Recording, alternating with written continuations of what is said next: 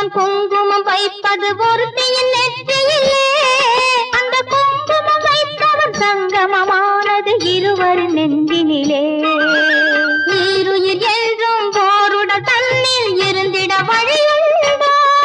ஒரு முகத்துக்கு இரண்டு விழிகளை வைத்த இயற்கையில் தவறுண்டோ? இந்த கேள்விக்கு பதிலேது. சிலர் வாழ்வுக்கு பொருளேது? அது உறவின் மாறாட்டம், இது உரிமை போராட்டம். புன்னகை மன்னன் கோவிடி கண்ணன் ருக்மணிக்காக, அவன் புல்லாங்குழலில் உள்ளோம் மயங்கும் கண்மணிக்காக. புன்னகை மன்னன் கோவிடி கண்ணன் இருவருக்காக.